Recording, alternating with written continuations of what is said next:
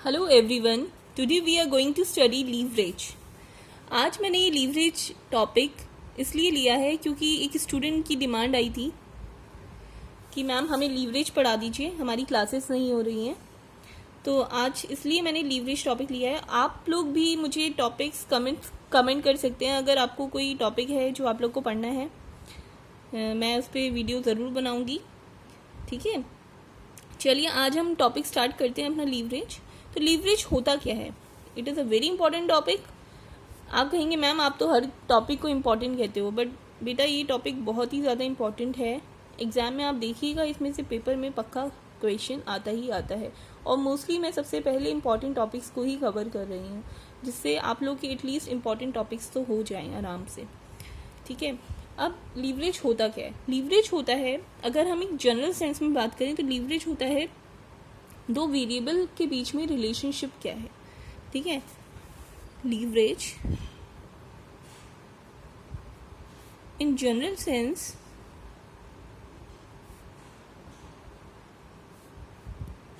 refers to a relationship between two variables. ठीक है, two variables के बीच में रिलेशनशिप क्या है। ठीक है, या फिर हम फाइनेंशियल एनालिसिस में अगर बोलें, in financial analysis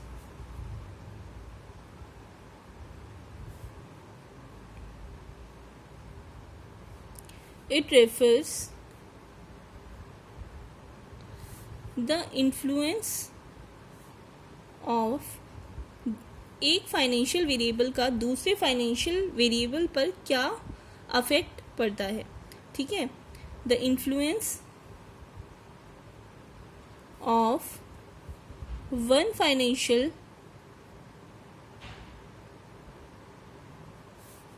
variable over some other financial variable is called leverage. ठीक है, तो लीवरेज क्या होता है? लीवरेज होता है कि दो वेरिएबल्स के बीच में क्या रिलेशनशिप है, या फिर हम फाइनेंशियल टर्म्स में बोले, एक फाइनेंशियल वेरिएबल दूसरे फाइनेंशियल वेरिएबल को कैसे अफेक्ट कर रहा है, कैसे इन्फ्लुएंस कर रहा है, इज कॉल्ड लीवरेज। तो अब आप कहेंगे फाइनेंशियल वेरिएबल्स क्या होते हैं मैम? आप सबको पता है फाइनेंशियल वेरिएबल्स क्या होते हैं। Financial variables can be cost, output, revenue, earning before interest and taxes, earning after tax. तो these all are financial variable. ठीक है, so the financial variables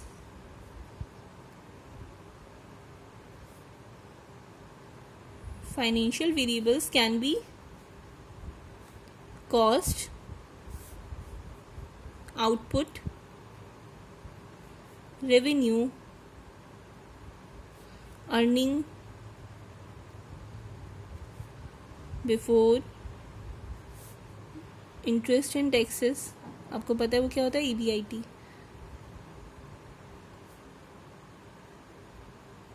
etcetera, बहुत सारे आपके फाइनेंशियल वेरिएबल्स होते हैं।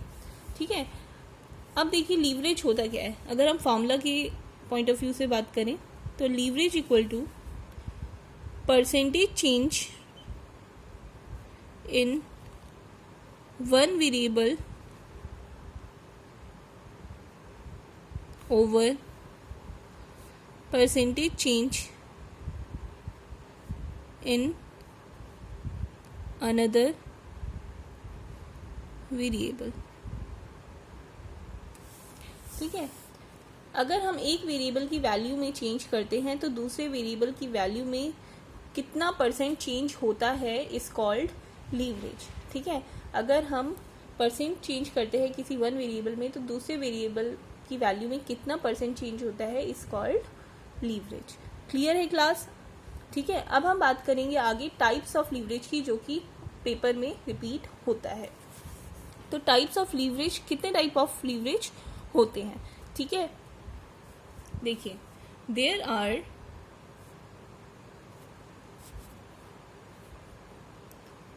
Three types of leverage. ठीक है, कौन कौन से? फर्स्ट इज ऑपरेटिंग लीवरेज,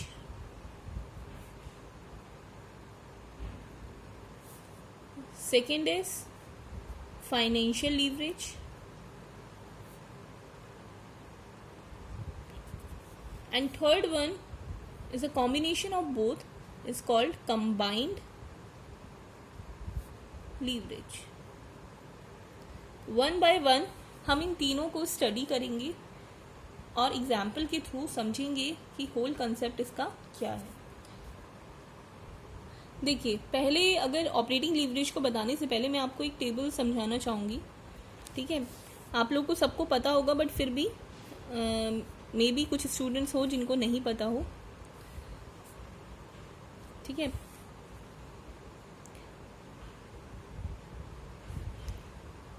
हमें फर्स्टली जो भी हमारी सेल्स होती है हम फर्स्ट उसे राइट करते हैं। ठीक है, सेल्स हमारी जो भी होगी उसमें से हम अगर अपनी वेरिएबल कॉस्ट को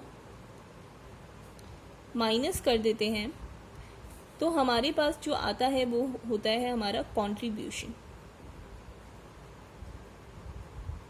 ठीक है, जब हम अपनी टोटल सेल्स में से वेरिएबल कॉस्ट को माइनस करते हैं तो हमारे पास क्या आता है? कंट्रीब्यूशन आता है। ठीक है, और जब हम कंट्रीब्यूशन में से फिक्स कॉस्ट को माइनस कर देते हैं, देखिए हमने यहाँ पर सेल्स में से वेरिएबल कॉस्ट को भी माइनस कर दिया और फिक्स कॉस्ट को भी माइनस कर दिया। जब हम टोटल कॉस्ट को माइनस कर देते हैं सेल्स में से तो हमारे पास क्या आता है? हमारा प्रॉफिट जो हुआ हमें। तो प्रॉफिट मतलब earning before interest and taxes, means EBIT। और ये जो EBIT होता है इसी को हम कहते हैं ऑपरेटिंग प्रॉफिट्स। अब इसे ऑपरेटिंग प्रॉफिट्स क्यों कहते हैं? क्योंकि यहाँ पर हमने सारे ऑपरेशंस परफॉर्म किए एंड ऑपरेशंस के बाद हमें जो प्रॉफिट मिला दैट इज कॉल्ड EBIT। ठीक है, अब इसके बाद ऑपरेटिंग प्रॉफिट्स। ठीक है, अब इसके बाद हम क्या करते हैं? जो हमारा इंटरेस्ट है, ठीक है, इंटरेस्ट क्या होता है? एक फिक्स कॉस्ट है, हमें पे करना ही करना है ना, तो इंटरेस्ट हम पे करेंगे। तो अगर इंटरेस्ट अगर हम पे कर देते हैं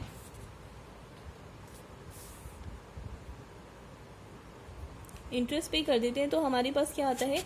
EBT, that is earning before taxes. ठीक है, अर्निंग बिफोर टैक्सेस आता है। और उसके बाद अगर हम इसमें से टैक्सेस को भी कम कर देते हैं तो हमें क्या मिल जाता है? EAT, that is earning after tax. ठीक है, अर्निंग आफ्टर टैक्स। अब देखिए, जो हमने टैक्स भी पे कर दिया और हमने अपना इंटरेस्ट भी पे कर दिया, तो ये जो अर्निंग हमारी बचती है इसे हम किसे पे करते हैं? अपने शेयर होल्डर्स को। और शेयर होल्डर्स को हम कैसे पे करते हैं? जो भी हमारी अर्निंग आफ्टर टैक्स है, हम क्या करते हैं? Earning after tax divided by क्या करते हैं? Number of shares. उससे हमारा क्या निकलता है? EPS। ये आपके टॉपिक से बाहर है, बट मैं आपको जनरल नॉलेज दे रही हूँ कि अगर आपको अर्निंग पर शेयर निकालना है तो आप क्या करते हो? अर्निंग आफ्टर टैक्स को डिवाइड करते हो नंबर ऑफ शेयर से, तो आपका आ जाता है आपका EPS। तो EPS क्या है? Earning per share. अगर मान लीजिए 100 शेयर है किसी शेयर होल्डर के पास, तो आप अर्निंग पर शेयर को 100 से मल्टीप्लाई कर देंगे एंड उतना आपको पे करना है एक शेयर होल्डर को। ठीक है, तो इस तरह से हमारी ये टेबल होती है और ये इसको समझना बहुत ही इंपॉर्टेंट होता है। इसके बिना आप लीवरेज को सॉल्व नहीं कर सकते। होप आप लोग को क्लियर हो गया होगा ये पूरा कि हम कैसे इसे सॉल्व करते हैं। अभी हम जो भी समझेंगे कंसेप्ट ऑपरेटिंग लीवरेज का, फाइनेंशियल लीवरेज का एंड कंबाइंड लीवरेज का, वो इन सब से रिलेटेड होगा। ठीक है, अब हम स्टार्ट करते हैं अपना ऑपरेटिंग लीवरेज। देखिए, ऑपरेटिंग लीवरेज की अगर हम डेफिनेशन की बात करते हैं तो इसे हम दो तरीके से डिफाइन कर सकते हैं। पहला तरीका तो ये है कि इसे सिंपली हम कह सकते हैं it is the ratio between contribution and EBIT।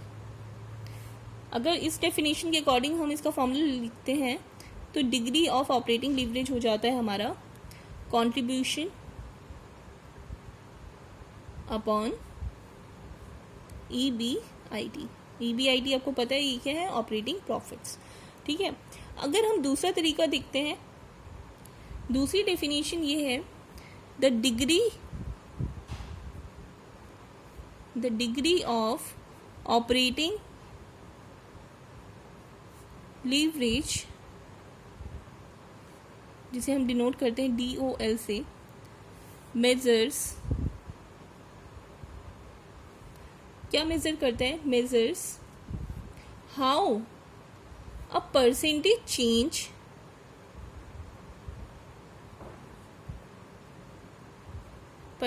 Change in sales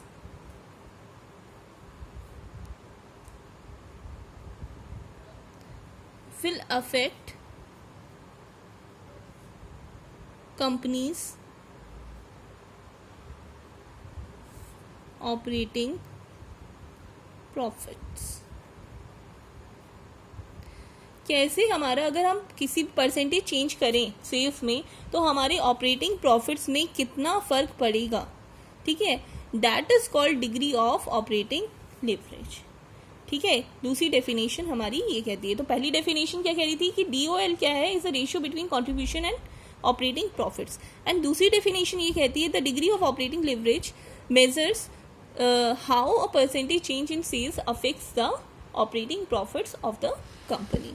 ठीक है, तो हम ये दोनों का एग्जाम्पल लेकर सॉल्व करेंगे और समझेंगे दोनों डेफिनेशन के कॉन्सेप्ट्स को। हम दोनों तरीके से DOL degree of operating leverage को कैलकुलेट कर सकते हैं। इसका भी फॉर्मूला लिख देते हैं। तो DOL equal to percentage change in EBIT divided by percentage change in sales. Sales में कितना परसेंट चेंज करने से हमारे EBIT में कितना परसेंट चेंज होता है is called DOL, that is degree of operating leverage. ठीक है, चलिए अब एक एग्जाम्पल सॉल्व करते हैं। मान लीजिए हमारे पास जो नंबर ऑफ यूनिट्स सोल्ड है, नंबर ऑफ यूनिट्स सोल्ड हमें गिवन है 1 लाख। ठीक है, 1 लाख यूनिट्स हमने सेल की। सेलिंग प्राइस पर यूनिट का जो सेलिंग प्राइस है वो है 8 रुपीज़। ठीक है, वेरिएबल कॉस्ट भी हमें गिवन है, वेरिएबल कॉस्ट क्या है 4 रुपीज़, एंड फिक्स कॉस्ट भी हमें गिवन है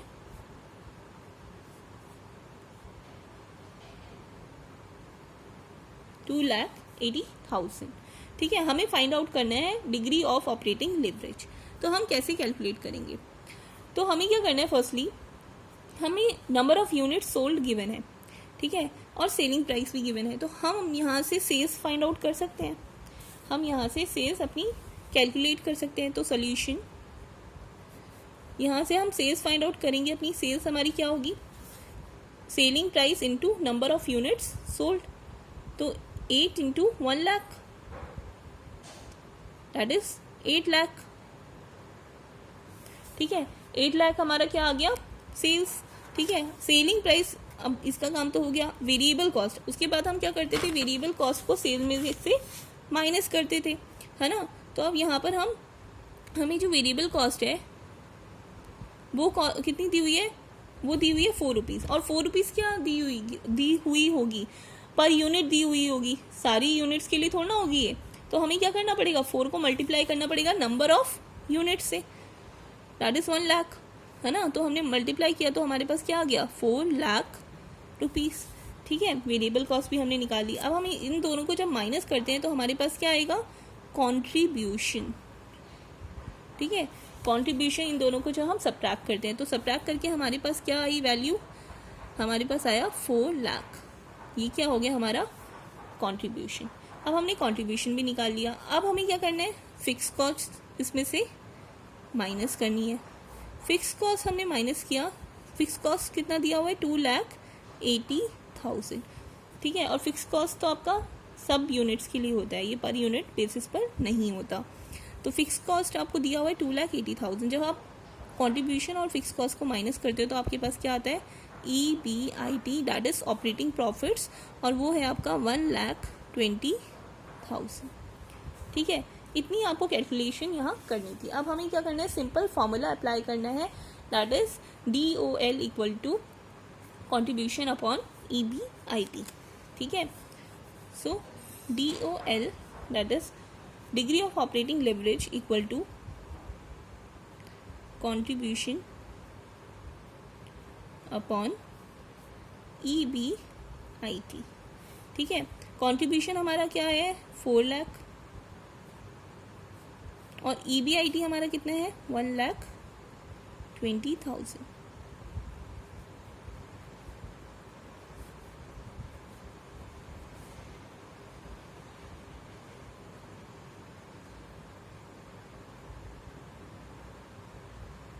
तो यहाँ पर हमारा आंसर आता है 5:3।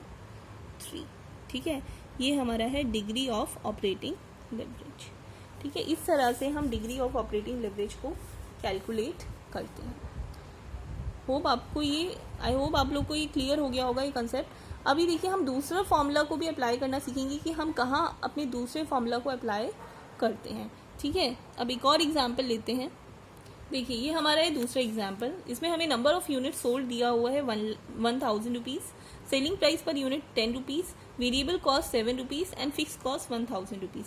अभी देखिए बेटा, आप लोगों ने, मैंने लास्ट एग्जाम्पल में आपको DOL कंप्यूट करना सिखाया है, आप उसी मेथड से DOL कैलकुलेट कर सकते हैं। प्लीज़ आप करिए, अभी पॉज करके आप प्लीज़ थोड़ी देर के लिए उसको कैलकुलेट करिए। मैं चाहती हूँ आप थोड़ा सा प्रैक्टिस करें।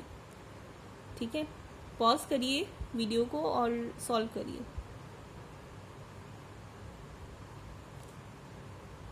अब देखिए हम इसे सॉल्व कैसे करते हैं। फर्स्टली तो हम उसी मेथड से जैसे हमने उसमें किया था वैसे ही हम करते हैं। टोटल अगर हमें सेल्स फाइंड आउट करनी है, सॉल्यूशन, अगर हमें टोटल सेल्स फाइंड आउट करनी है तो हम कैसे फाइंड आउट करेंगे, 1,000 multiply by selling price that is 10। तो हमारे पास सेल्स जो आ गई है वो आ गई है 10,000। ठीक है, अब हमें क्या करना है, वेरिएबल कॉस्ट फाइंड आउट करनी है। वेरिएबल कॉस्ट हमें दी हुई है 7 रुपये पर यूनिट, तो 7 को हम मल्टीप्लाई कर देंगे 1,000 से, तो हमारे पास आ जाती है 7,000। तो हमारा जो कंट्रीब्यूशन है वो क्या आता है, कंट्रीब्यूशन इज 3,000 रुपीज़। ठीक है, और इसमें से हम माइनस कर देते हैं अपनी फिक्स कॉस्ट को। फिक्स कॉस्ट क्या है हमारी 1,000 रुपीज़ है, तो इससे हमारा जो EBIT है वो आ जाता है हमारा 2,000 रुपीज़, है ना। Contribution minus fix cost equal to 2,000 rupees. ठीक है, अब देखिए अगर मान लीजिए, इससे तो आप DOL आराम से कैलकुलेट कर लेंगे, that is 3,000 upon 2,000 that is 1.5। ठीक है, बट अगर मान लो मैंने सेल्स इंक्रीज कर दी, पहले सेल्स थी 1,000 यूनिट्स की, अब मैंने सेल्स इंक्रीज करके 1,400 यूनिट्स कर दिया। अगर मैंने मान लीजिए सेल्स जो इंक्रीज होकर मेरी हो गई 1,400 यूनिट्स। ठीक है, तो यहाँ पर 1,400 यूनिट्स हो गया, है ना। तो अब कैसे चेंज आएगा, तो अब क्या हो जाएगी सेल्स, अब क्या हो जाएगी 1,400 इंटू 10 दैट इज 14,000 रुपीज़, है ना। सो सेल्स क्या हो जाएगी, टोटल 14,000 रुपीज़ की हो जाएगी। और जो वेरिएबल कॉस्ट तो सेम ही रहेगी, नहीं सॉरी, वेरिएबल कॉस्ट क्या हो जाएगी हमारी 1,400 इंटू 7 दैट इज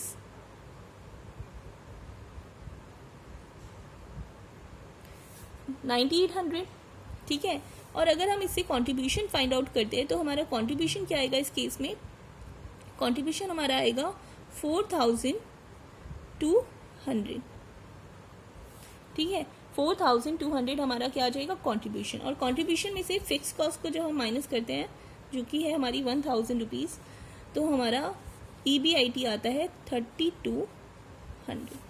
ठीक है, 3,200। ठीक है, अब देखिए हमारा EBIT चेंज हो गया और हमारा सेल्स भी चेंज हुआ। अगर हम देखें सेल्स में कितना परसेंट चेंज हुआ, तो अगर हम इसे कैलकुलेट करते हैं, percentage change in sales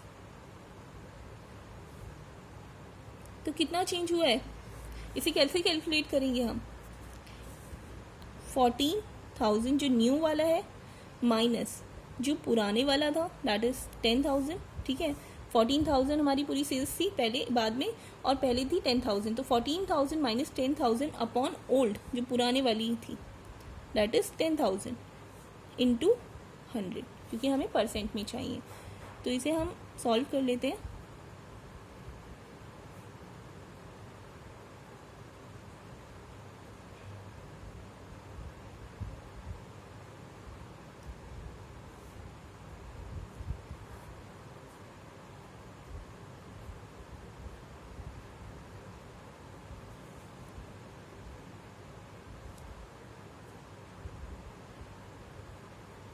solve करेंगे, जब हम इसे सॉल्व कर लेंगे तो हमारे पास आ जाएगा 40%। तो परसेंटेज चेंज इन सेल्स हमारा निकल कर आया 40%। अब हमें क्या फाइंड आउट करना है? परसेंटेज चेंज इन EBIT, क्योंकि हमें फॉर्मूला में परसेंटेज चेंज इन EBIT भी कैलकुलेट करना है। तो EBIT पहले क्या था 2000 और बाद में कितना हो गया 3200। तो हम वही फॉर्मूला लगाते हैं, 3200 माइनस 2000 डिवाइडेड बाई 2000 इंटू 100।